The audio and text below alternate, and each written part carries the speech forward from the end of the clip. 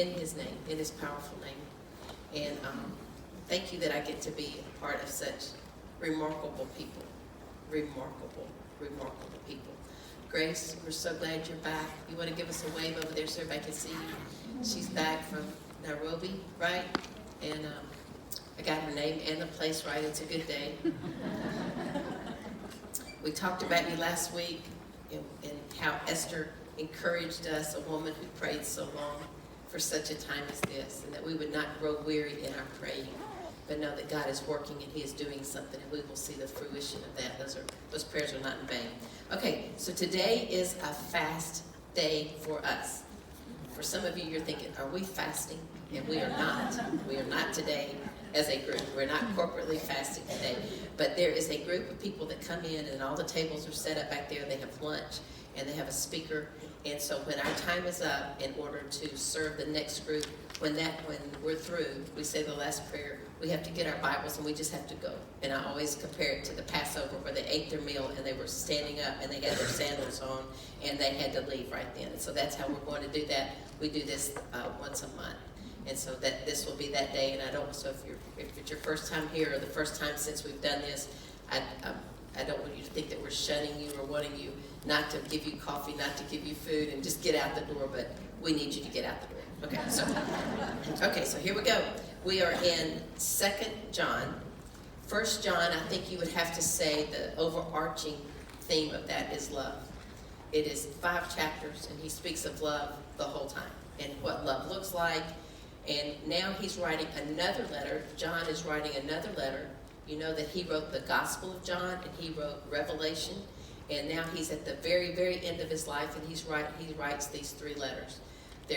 So we've studied 1 John. Now we're looking at 2 John today. Next week we'll do 3 John. They are letters that he is in Ephesus, and he is writing these letters, but they are different recipients. 1 John was written more to what we would call the church. It was house churches, and that they would read those. But the second church, the second letter, he is writing to, it seems like a specific church. We don't know what that church is. We do believe that all these recipients are in the area of Ephesus where he is. That's where John is at the time. So let's just dig into it. It is going to be, the theme of this is going to be, he is still going to have this theme of love, but he's attaching a strong, almost overpowering for this one letter, and it is truth in love. That there is a truth in love. I don't know if y'all think you will feel sorry for me or you will be amused by this, but I tried half of the week, I tried to memorize one of these verses. And so when I would go to bed at night, I would say it over and over in the day, and I would think, I got it. And I would go to bed that night, and I'd just lay there and think, what was it? It's grace, mercy, and peace. It's like there's a whole verse, and it says in God the Father, and from Jesus Christ, the Son of the Father, and it says continue in there somewhere, and it's, and it's not love and truth, it's truth and love. It's like it could not come together. And so I would go back the next morning and think, yeah, that's right, I've got this. And I would learn those things to say it that day. This morning I'm on the way to Bible study. It's like, I don't have it. So I'm going to encourage you to try to memorize it, a verse today, because it is so terrific that even if we don't get it just right, I understand the meaning of it.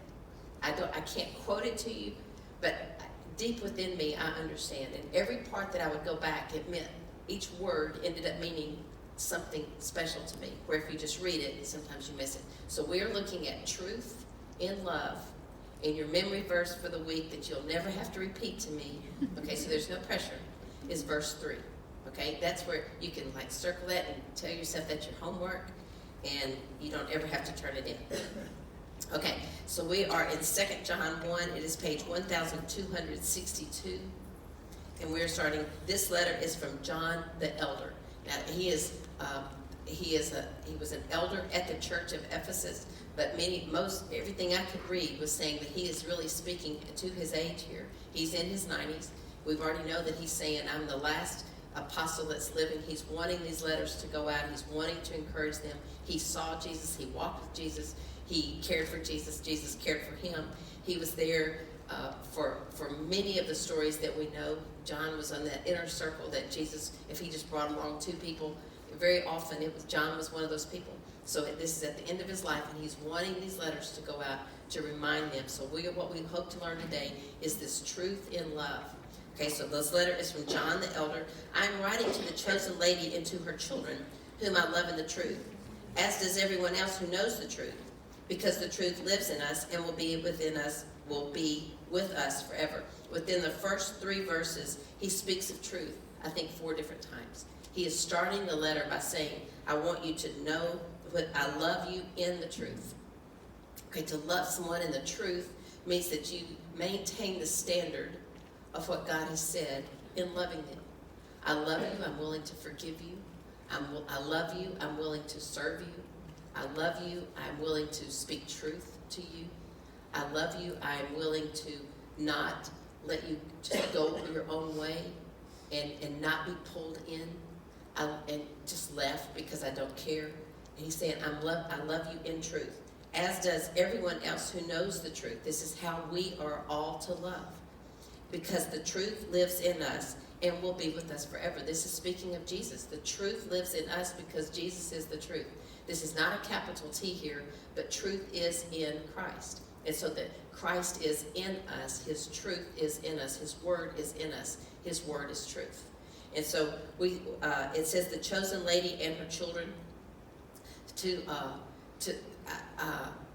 this is what seems to be, no one can say for sure what this is. So you have different options, and it doesn't change the meaning.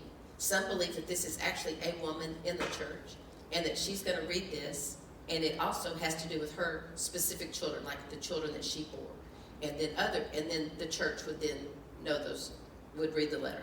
Others believe that this is a time of persecution, and he is speaking to the church. He's going to send this, but if it's intersected, he is saying, in fact, he in many of the versions of your Bible, he doesn't say John the elder. He says from the elder. And so this Bible has put his name in there because it is from him. So the elder to the chosen lady.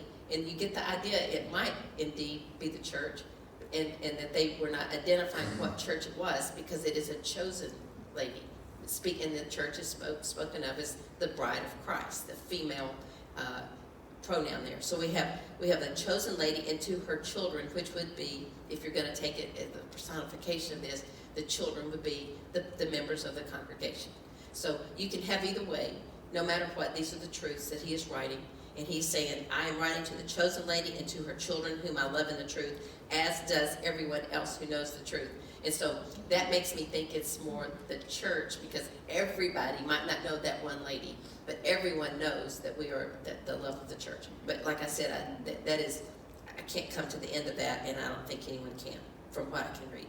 Okay, because the truth lives in us and will be with us forever. What a wonderful thing. What a wonderful thing. That to the end of your life, truth will be with you. Jesus will be with you, guiding you and teaching you by the Holy Spirit, the Spirit of truth. Truth is a huge, huge factor. We're going to go back and forth, but look on page 1 on your notes. And I thought this was interesting because John, the writer of this, also wrote it in his gospel. And it was about truth. And it was when Jesus was about to go to the cross. And the Jews sent Jesus over to Pilate. And so Pilate is like, I wanted to meet you. And so John 18:33, do you see that on the bottom of page 1? Or middle, okay. Then Pilate went back to the headquarters and called for Jesus to be brought to him. And so Pilate says to Jesus, are you the king of the Jews? Because that's what he's being accused of saying. And he says, are you the king of the Jews? He asked him. And Jesus replied, is this your own question, or did others tell you about me? Are you wanting to know, or are you just saying what they said? Am I a Jew? Pilate retorted, he's like, I shouldn't even be in this story. He's saying, are you the king of the Jews? I'm not even a Jew. Your own people and their leading priests brought you to me for trial. Why? What have you done? In other words, I'm not part of this story. Your people brought them to me, and what have you done? Tell me. You're on trial. You're going to be on trial here. What have you done? And Jesus answered, my kingdom is not an earthly kingdom. So if you're asking me if I am king of the Jews, it's not a kingdom that I'm going to set up where I have a throne here with a crown and the people do, but this is not my kingdom. My kingdom is not an earthly kingdom. If it were, my followers would fight to keep me from being handed over to the Jewish leaders. I would have soldiers to fight. But my kingdom is not of this world. Pilate said, so you are a king. Jesus responded, you say I'm a king. Actually, I was born and came into the world to testify to the truth. There was something greater than being just the king on a throne, and it was one who would come to testify of truth. And this is the truth that will always be with you, even to the end of your life. And he said, I've come to testify to the truth. All who love the truth recognize that what I say is true. Those who know God know this is truth. What is truth? Pilate asked. Then he went out again to the people and told them he's not guilty of any crime. Pilate understood truth. This is what I wrote then. Pilate understood that truth was at the center of this conflict. It's a great question. Pilate is saying, what is truth? Like, who could ever get to the bottom of this? What is truth? And so it's famous words. And we want for those who say, what is truth? For us to say, I know truth. Truth is in Jesus Christ. I have something that is, he's consistent and steady, and he is a stabilizer, and he is a rewarder of those who diligently seek him. But in that truth, we are also set free. We're set free from our opinions. We're set free from the way we think it should be that leads to death. And we are set free from our own ways that lead to death to walk in a way that is contrary to what we would know, and yet we've been given a way to go forward. There was a little boy years ago, and he would take this girl's Bible in her home. When she would visit, and he loved that Bible, and he would look at the back where those maps were, the maps in the back of the Bible, and he would act like those were treasures, and he would go all around the house with this Bible, this map, looking for those treasures. And he would, I found another one. And he would use that map. And I want us to take that picture and think, wouldn't it be something if we just said, this is our treasure map. And whatever it says, I'm adjusting. I'm not going to lean into my own understanding. I'm not going to consider how that affects me, how that affects this next person. But this is truth. And truth is with me. And Pilate even recognized that. But it was saying this is so common. It's like, what in the world? Could we ever get to truth? And truth is standing right in front of him. So we want to be aware that we can know truth. And that's what he says. Verse 3. Here's your verse. Ready? Grace, it starts with your name. That helped me a little bit. That was my first memory point. Grace, mercy, and peace, which come. That's the part I couldn't remember. Grace, mercy, and peace. How do we get grace, mercy, and peace? Grace comes to you. Mercy comes to you. Peace comes to you. It comes to us, which comes to us from God the Father and from Jesus Christ. What did we learn last week? Christ means. Does anybody remember? It's okay if you don't. Christ is the anointed one. Christ means the anointed one. Jesus, the anointed one, the Messiah. We have grace, meaning that we get something that we didn't deserve. Mercy, it means we didn't get the punishment we did deserve. So it's grace, we've messed up, but God is giving us something that is far better than what we deserve. And then we have mercy that comes to us because we should be getting a lot of things from God. And he's withholding that. He's not giving us what we deserve. So grace, mercy, and then peace, the shalom. It means a completeness, a wholeness. It says he will keep in perfect peace those whose mind are set on him. Shalom, shalom, perfect peace. That he's saying in the midst of adversity, there can be wholeness, completeness, and not running around, but a stillness within us. It doesn't mean our feet don't move. It means our heart is stabilized. That grace, mercy, and peace, they come to us from God. That is the source. And from Jesus. And this is going to matter so much in a minute. It doesn't come just from God. It comes from Jesus, the anointed one, Jesus Christ, the Son of God. And he's, remember in 1 John 1 how he keeps saying, if you don't believe in the Son, that you can't believe in the Father. He is again attaching. This is the way that we are become children of God. That to have fellowship with God, we have that through Jesus Christ. And so we cannot say that we have fellowship with God. We cannot say we are children of God unless we come to him through Christ. And even Jesus said that. I am the way, the truth, and the life, and no one comes to the Father except through me. It's a narrow way, but there is a way. And I've said this so many times, like if we are somewhere and we are in desperate straits, you're on the side of the road, it's hailing. I mean, I'm just making it something that's just like, this is awful. And I mean, and maybe something else happened. I mean, it's all bad. And somebody shows up, and it's somebody that you know, and they say, hey, hop in the car, we'll go get this. It's like you would never complain the next day and say there was only one way to get out of that situation. You would be so grateful that there was a way. And we've taken the bait. We've snapped onto it. It's like God's ways are too narrow instead of God's ways are so above us that we deserve nothing, and that he has come to us and pursued us. He's come for us, Christ, to dwell among us. And he's saying that this grace, this mercy, this peace can be yours because of what God has done and because of Jesus, who brings this to us, that we could live. It's available to all of us who will live in this truth and this love. But it's truth with it. It's not just we love everybody. God's told us to love. He's told us not to judge. And that is not truth. He has told us that you will know people by their fruits. I know myself by the fruit. Some fruit's good, some fruit's not so good, some fruit's rotten. And in those places we can come back and say to the Lord, I need your grace, I need your mercy, I need your peace. And it is brought to us because of this. So verse 3 is your verse, okay, to memorize. Grace, mercy, and peace, which come from God the Father and from Jesus Christ, the Son of the Father, will continue to be with us. That's great news. It's not like you can just withdraw this 650 times in your life. It is ongoing. It will continue to be with us who live in truth and love. So we have to ask ourselves, are we living in truth?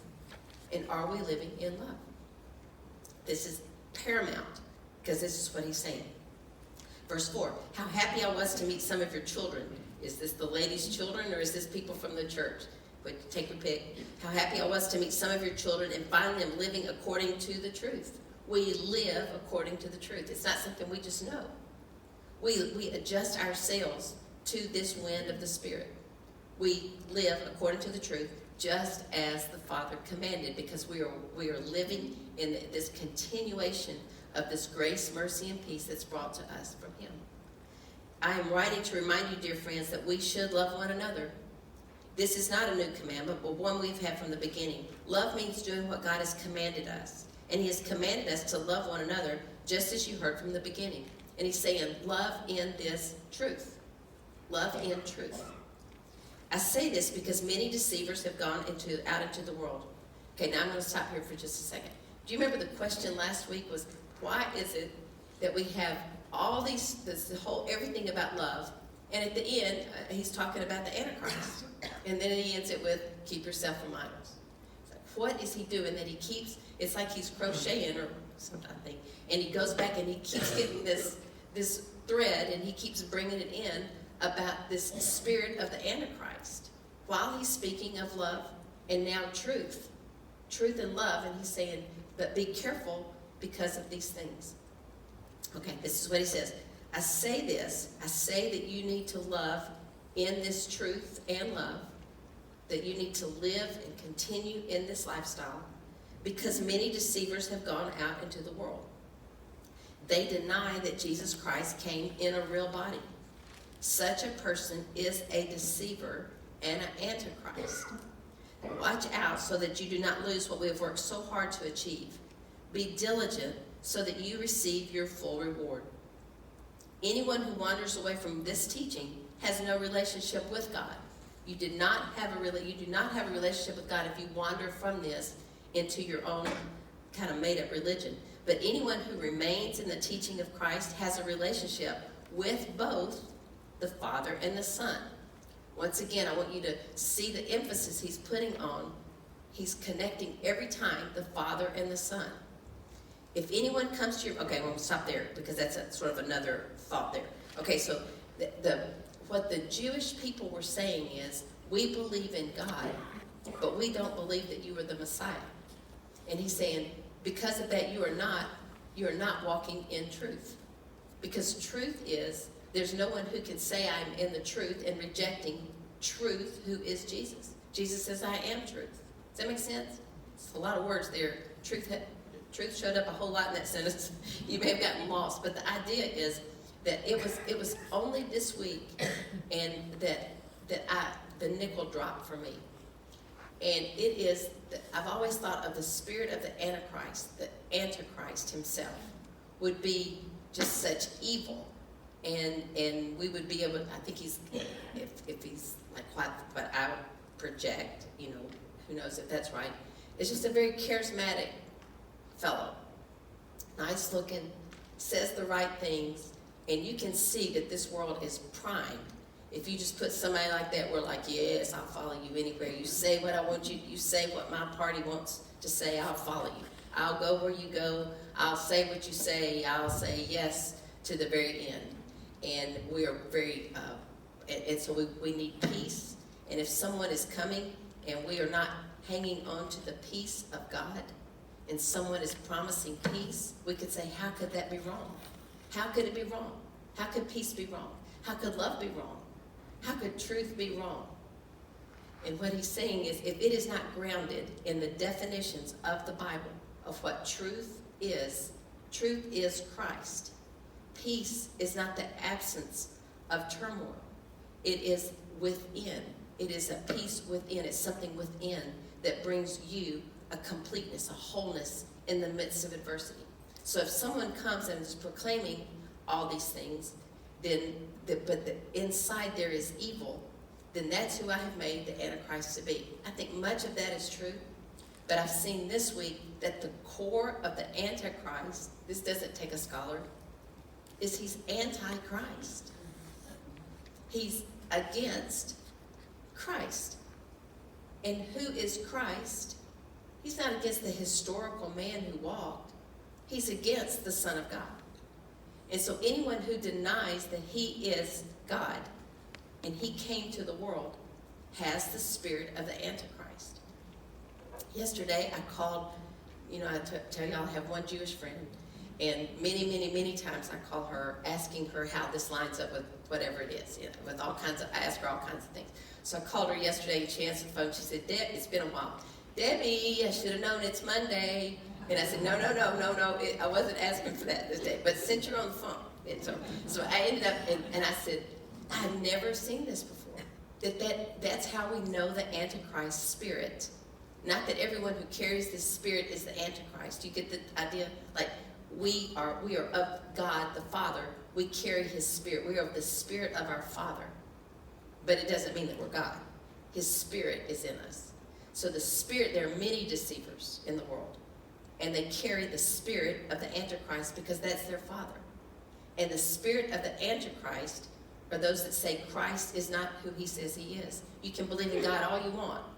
But the spirit of the Antichrist says, but you may not believe that Jesus is the Son of God and he is truth. And he is grace and he is mercy.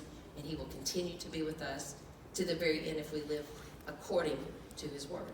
So I said, did you know that, to my Jewish friend? Did you know that that's this? And the other people I said it to this week, they all went like this. Yeah, we did. It's like, man, I missed that. I made him more evil than just this, pretty easy to discern.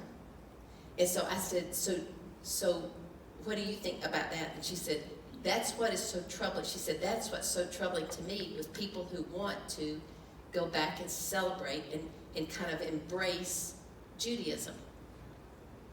Because it's the spirit of the Antichrist. She's Jewish. She said, the Jewish people are living according to the spirit of the Antichrist. They say there is God, but he's not, his son is not Jesus. It's the spirit of the Antichrist. And so when people say, oh yeah, I'm going to start recognizing all the feasts of the Jews, I'm going to go back to those laws. There's nothing wrong with that as long as we see the fulfillment in Jesus. But to go back to that is to participate in an anti-Christ spirit, which I thought was so interesting coming from a Jew. Look on page 3 on your notes.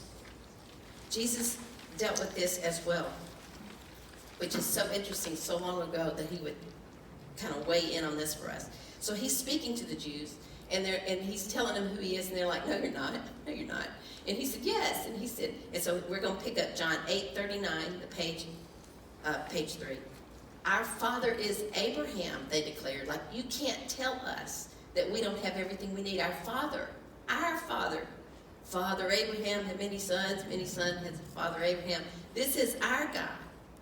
He says, this is our father's Abraham, they declared. No, Jesus replied, for if you were really the children of Abraham, you would follow his example.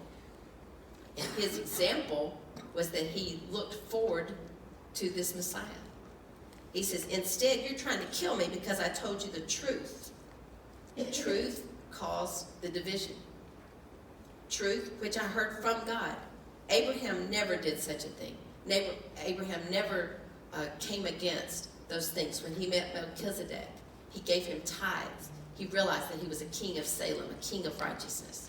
He says, Abraham never did such a thing. No, you are not. You are imitating your real father. They're saying, our father is Abraham. And he's like, you have another father that you're operating on. And he's speaking of this Antichrist spirit. He's speaking of Satan being his father. They replied, we are not illegitimate children. God himself is our true father. They're saying, you cannot tell us that we are not the children of Abraham, who are the children of God. And so Jesus told them, if God were your father, if he's truly your father, is what he's saying, you would love me. Because I have come to you from God. I'm not here on my own, but he sent me. Why can't you understand what I'm saying? It's because you can't even hear me. For you are the children of your father, the devil, and you love to do the evil things he does. He, Satan, was a murderer from the beginning. He has always hated the truth because there's no truth in him. When he lies, it is consistent with his character, for he is a liar and the father of lies. So when I tell the truth, you just naturally don't believe me. Which of you can truthfully accuse me of sin? And since I'm telling you the truth, why don't you believe me? Anyone who belongs to God listens gladly to the words of God. But you don't listen because you don't belong to God. And the people retorted, you Samaritan devil, didn't we say all along that you were possessed by a demon? No, Jesus said, I have no demon in me, for I honor my Father, and you dishonor me. And though I have no wish to glorify myself, God is going to glorify me. He is the true judge. I tell you the truth. Anyone who obeys my teaching will never die. The whole conflict is truth and is Jesus God. And they're saying, no, we believe we have our Father, but you're of Satan. And he's saying, no, it's actually you. The truth is so believed on both sides, of what they believe is so strong on both sides. But Jesus is saying the truth is truly, if you believe what God has said, then you will believe that I am the Son. And so the fellowship comes from Jesus. He's the one who brings us the fellowship that we can be with God. And I've got a new ploy now. I don't know if it's going to work, and I will report back to you. But I have friends that are of different religions. And so they tolerate me fine. And so I can be with them. I can buy them a cup of coffee and we can talk. And so my next question to them, since I've not been able to make any headway so far, my next question is going to be, do you believe you have fellowship? Are you in relationship with God? Or do you just know that that's truth? Like, are you experiencing him? Because I think this is saying you can't without Jesus. You cannot enjoy, you cannot come to him in the fullness because it is a spirit of Antichrist. So that's going to be my new question. is, are you in fellowship? And I think the answer will be yes, right? You would think. Nobody's going to say, no, don't have that. I don't think that's going to happen. But to say, I think it plants a seed of a relationship is possible. Fellowship with God is possible. That you know Him, that you experience in Him because of Jesus Christ. And it is in embracing Him that you will find God as your intimate Father, the one who has come to give you grace, mercy, and peace, if you will continue in truth and love of who Jesus is. So it's paramount. Who Jesus is the big question. What is truth? Who is truth? And are we adhering our lives to Him, or are we scanning what He says for truth and then trying to decide how much of that we're going to do?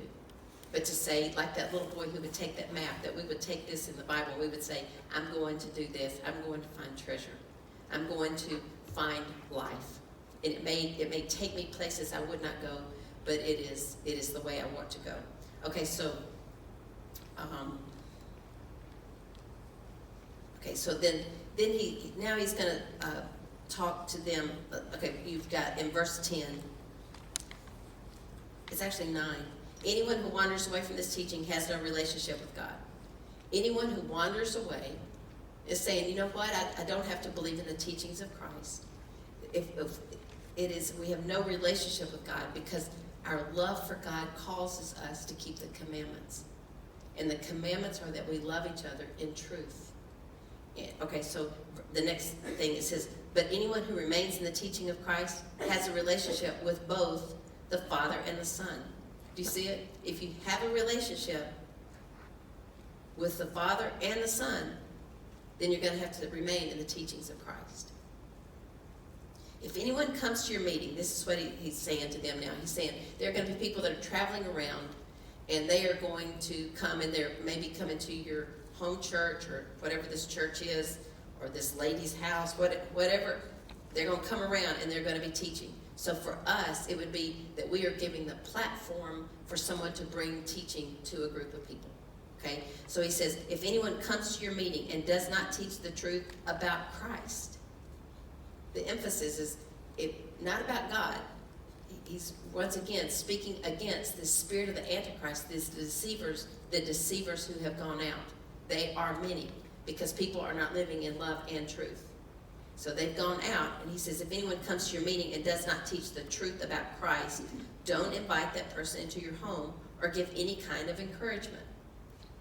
Anyone who encourages such people becomes a partner in their evil work. Well, that's a little scary. So I think we would all agree here. What he's saying is, don't help propagate that false gospel. And so what you could say is, well, God has called, we hear it all the time. I know you do. God's called me to love, and I'm just going to love. They can come into my home. I'm going to feed them. I'm going to help them. I'm not going to be mean to these people. God's called me to love, and I'm going to love.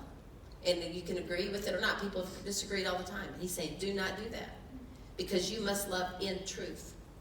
And so the truth is paramount. So we do not want to participate in the spirit of the Antichrist by helping that go along, helping deception. Instead, we want to love in truth.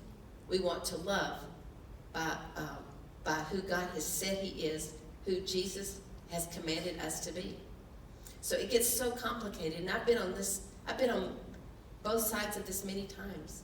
I've been wrong so many times. I don't know if y'all have those times, but you look back and think, oh man, I argued that, and I don't even think that anymore. I hate that I caused that disruption for something that I think I was wrong. And in some cases, no, I was wrong. And so we're not going to always get this right, but he's saying, pray for truth. Pray that we would know truth. There was a friend of my mom's, I've told this story before, and she really enjoyed her. And there were other people that were telling my mom, I don't think she's true. And my mom defended her. And so they were in this prayer meeting at somebody's house. And that lady was actually speaking to that group of people. And while Mom was in there, she heard the word charlatan. And my mother didn't know what that word meant. And so it was like, huh. And so she came home, got the dictionary, looked up charlatan, and realized it was a person that is looking like one thing, but inside they are another.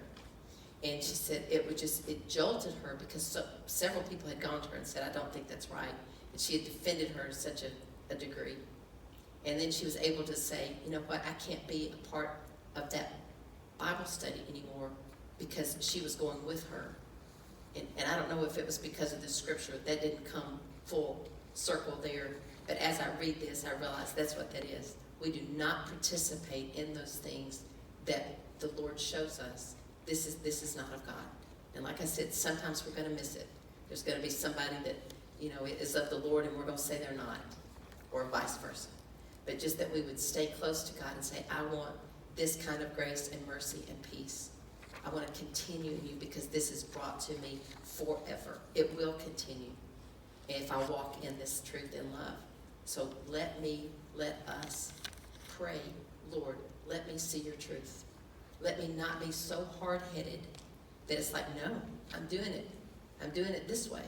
I'm going to love people no matter what. But to say I'm going to love people according to truth. And not to say I'm just going to stick with truth. It's truth, it's truth, it's truth. And deny the loving part of that says, I disagree with that. I'm not going to support that. But that we would continue to pray. And I do want to commend you. I've looked over the group in my imagination when I get home. You know what I'm saying? I can see you primarily, you kind of sit in some of the same places. And I know enough of your stories that I do see you loving. I see you loving when it's really, really, really hard. I see you forgiving. It is a theme that I see often with you. In the hard places, I see you being anxious about things and coming to the Lord for truth, and it's settling things down. I see you praying for those who have wronged you, really, really wronged you. I see those things, and I glorify God. I'm so grateful that we can be a small army in here, in all the places where you go, and that you get fed, all those places, that God would do a work in us, that we could walk in this truth and love. Okay, so we have about 15 more minutes.